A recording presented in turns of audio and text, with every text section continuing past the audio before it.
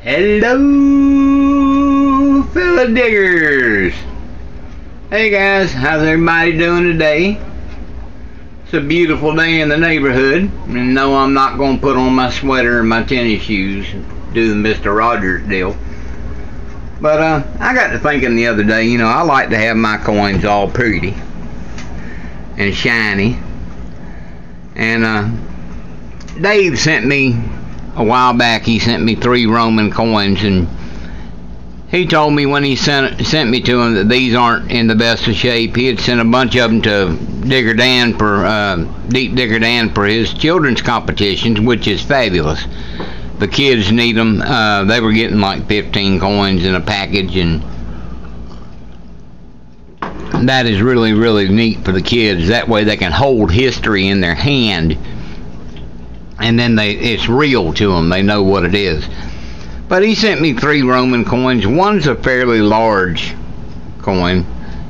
It's got a fairly decent picture of a Roman soldier on the front. You can see the cheek piece of his helmet there. The back is pretty toasty. There's not a bunch on the back. And then he sent me 2 smaller coins, and they've got a fairly decent bust on the front of them. And then on the back, there you go, you can see the centurion standing there with his staff, with his trident, and he's got a little guy over to the side kneeling at his feet, I guess one of the conquered masses. But I got to thinking, you know, yeah, they're 2,000-year-old coins, but I'm not going to do anything to really mess them up. I'll take a chance with one and see what happens with it. And if it turns out pretty good, I may do the other 2. Well, I took that one out a few minutes ago and scrubbed it with a little bit of baking soda. And you can actually see the bronze coming through on it. It's 2,000 years it was in the dirt, and look at all that gunk on top. All that's coming from the coin. And I don't know if you can see any of it floating around in there, but every now and then you'll see a nice little piece of black stuff floating around, little chunks. There went a piece right down by the side there. It's not the actual coin, it's the stuff that's adhered to it over 2,000 years of being in the dirt. So this one right here, the bigger one, that's got a nice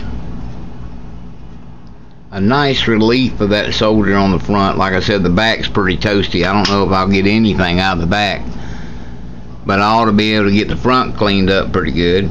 And the other one, I ought to be able to get both sides cleaned up pretty good. The bust on the front and the centurion with the kneeling guy next to him. I'm glad the kneeling guy's off to the side and not right in front of him. That could be a whole different picture. But anyway, I'm going to get this one cleaned up the rest of the way, and depending on how pretty it comes out, I might go ahead and show all of you that one and then do the other 2. But I'm going to do a completely different solution with each coin. I'm going to pour this out when this one gets done and use some fresh water and some fresh iodized salt mix up in there. And I don't want to try and get 3 coins cleaned up with all the gunk that's coming off of this one. I don't know that it would not work, but I think I'd have a better chance of it all cleaning up if I do fresh water and fresh salt with each coin. So once I get everything cleaned up, guys, unless this one comes out remarkable, which it was coming out pretty dang remarkable. You could see the bronze